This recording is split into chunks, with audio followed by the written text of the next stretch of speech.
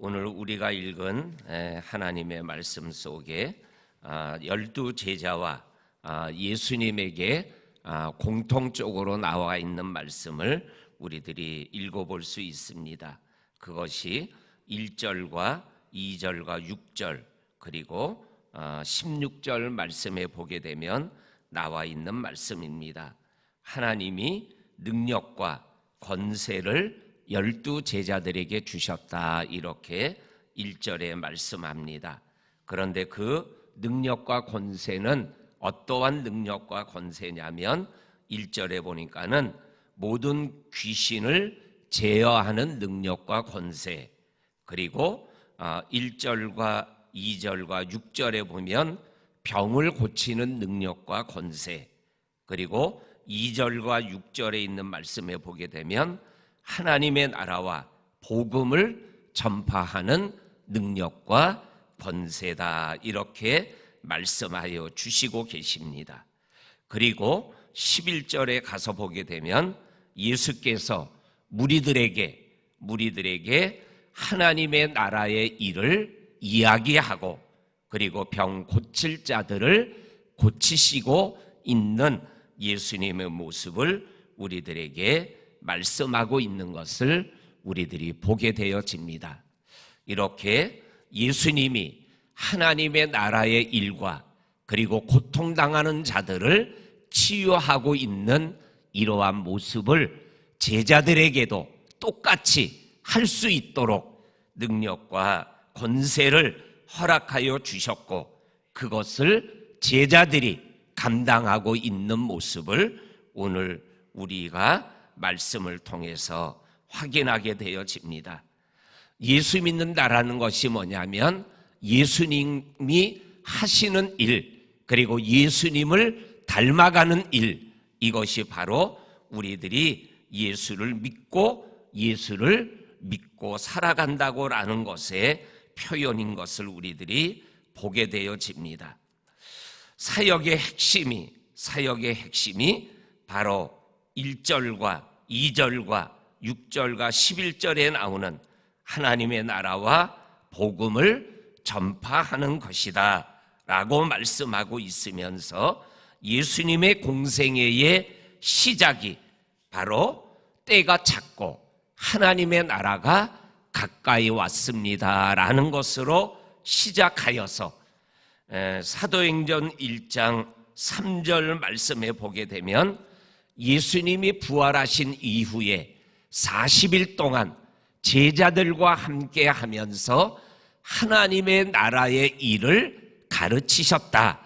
그러니까는 승천하시기 직전까지 예수님이 꼭 하셨던 일들을 기록하고 있는 말씀 중에 빠지지 않는 말씀이 하나님의 나라의 일을 전하는 것이었다라는 것을 성경은 말씀하여 주고 계십니다. 또한 이러한 모습이 또한 사도행전에서도 사도행전의 시작과 끝이 바로 하나님의 나라에 대한 말씀으로 시작하고 하나님에 대한 나라의 말씀으로 끝나고 있는 것을 보게 되어집니다. 예수님이 승천하기 직전에 하나님의 나라의 일을 증거하는 모습으로 시작된 사도행전이 사도행전 28장 31절 끝부분에 가서 사도 바울이 로마 감옥에 있으면서 하나님의 나라의 일을 전하더라 라는 말씀으로 사도행전, 복음행전, 성령행전이 끝나고 있는 것을 우리들이 확인할 수 있습니다. 정말로 우리의 삶에도 이렇게 하나님의 나라, 복음을 위하여 생활해 나가는 그러한 믿음의 여정을 우리들이 살아가야 됨을 오늘 예수님과 12 제자의 삶의 모습을 통해서 우리들에게 말씀하여 주고 계십니다. 그러면서 오늘 우리가 읽은 3절에서 6절까지에 있는 말씀은 이 복음 사역을 위하여 여행을 떠나는 제자들을 향하여 우리 주님이 하시는 말씀입니다. 3절에 보면 아무것도 가지지 말라. 그러면서 지팡이나 배낭이나 또한 양식이나 또한 돈이나 옷이나 집 이러한 것들을 가지고 전도 여행을 떠나려고 생각하지 말아라. 하나님만 의지하고 하나님만 믿어라. 그러면 이러한 것들이 채워주시는 것을 경험하게 될 것이다. 우리가 주일날 우리 이성덕 선교사님이 우리 선교 주일 예배를 드리면서 기적이 상식이 되는 선교라는 그러한 말씀을 함께 나누었습니다. 주일날 저녁에 함께 우리 선교위원장과 같이 이렇게 선교사님하고 식사를 하는 중에 그분이 이렇게 같이 식사를 하는데 고등어 구이가 나왔어요. 고등어 구이를 나왔는데 얼굴이 밝아지는 거예요. 목사님, 저가 고등어 구이를 좋아하는 줄 어떻게 아셨어요? 저가 알기를 어떻게 알아요? 그냥 시킨 거죠. 그러면서 하는 말씀이 우리 신권사님, 우리 어머님이 저가 부산에 살 때 정말 고등어 구이를 참 잘해 주셨습니다. 그래서 고등어 구이가 먹고 싶었었습니다. 그러면서 하는 말씀이 뭐냐면 말씀을 나눌 때 이 먹는 기적에 대해서도 이렇게 얘기하고 싶었는데 또 시간도 그랬고 그리고 이 먹는 것에 대하여 얘기한다는 게 조금 그런 것 같아서 제가 이렇게 먹는 이야기는 이 선교 여행 속에 선교사의 삶을 속에서 하나님께서 먹거리를 어떻게 기적적으로 채워주시고 먹여주시고 입혀주셨는지에 대한 기적들이 얼마나 많이 있었는지 모릅니다. 이러한 기적의 대화를 나누면서 저녁 식사를 같이 했습니다. 정말로 우리들이 믿음의 삶을 생활해 나가면서 복음을 위하여 생활해 나갈 때 하나님께서 아무것도 가지지 말아라. 하나님께서 이러한 모든 것들을 채워주신다라는 이러한 믿음의 길을 우리들이 걸어갈 수 있기를 원합니다. 그 다음에 오늘 우리가 읽은 말씀 중에 7절에서 9절까지 있는 말씀에 보게 되면 이 예수님의 복음 사역 그리고 병 고치는 사역 이러한 사역들 그리고 제자들이 행하는 이러한 일들을 보면서 헤롯이 놀라고 당황하는 모습 그리고 세례 요한이 다시 살아난 거 아니냐 이러한 이야기들이 퍼져나가고 있는 것을 보게 되어집니다. 이 말씀을 읽으며 저는 이러한 생각을 해봤습니다. 세례 요한의 영광이다. 세례 요한의 영광이다. 예수님의 사역이 소문이 나면서 들려지는데 헤롯이 자기가 죽인 세례 요한이 다시 살아난 것이 아니냐라고 생각하며 예수님과 세례 요한을 동급으로 생각하고 있는 이 말씀을 보면서 세례 요한이 얼마나 영광스러운 인생을 살아갔는가라는 것을 보게 되어집니다.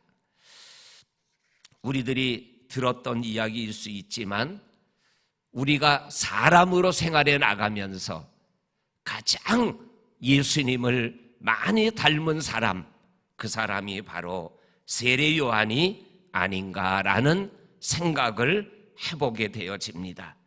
우리의 삶 속에서도 정말 사람들이 우리들을 볼 때 예수를 믿는 사람답다라는 이러한 소리를 들을 수 있는 그러한 믿음의 삶을 우리들이 생활해 나가야 된다라는 것을 이 말씀이 우리에게 도전하고 있습니다.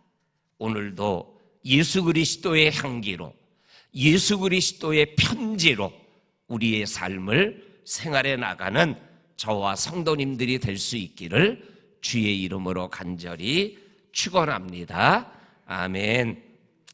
그 다음에 우리 마지막에 나오는 우리 12절부터 마지막 17절까지에 있는 말씀에 보게 되면 우리가 잘 아는 오병이어의 말씀이 기록되어져 있습니다.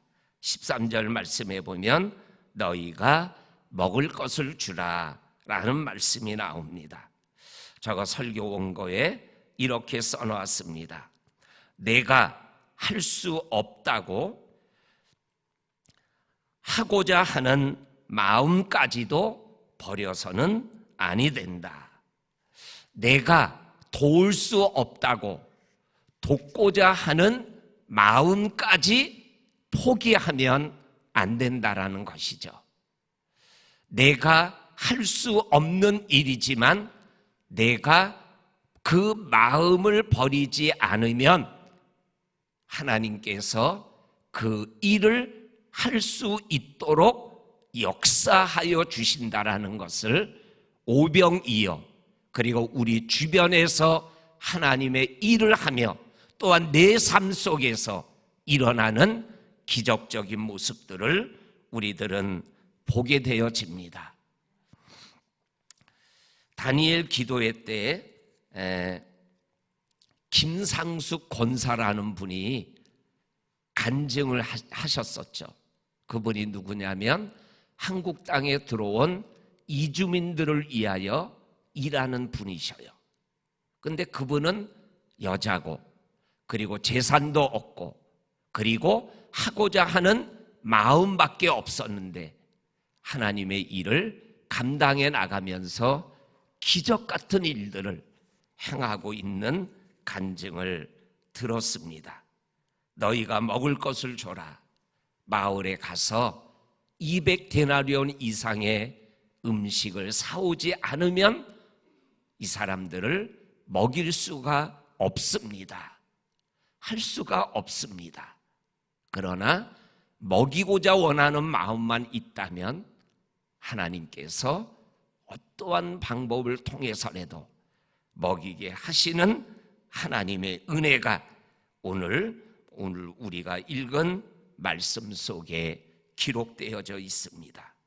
내 모습을 보고, 내 상황을 보고 내 마음을 내려놓고 눈을 감고 귀를 막고 생활해 나가는 것이 아니라 하나님이 주시는 마음을 버리지 아니하고 생활해 나가실 때 하나님의 기적을 이렇게 누릴 뿐만 아니라 기적의 통로가 되는 저와 성도님들의 삶이 되어질 줄로 믿습니다.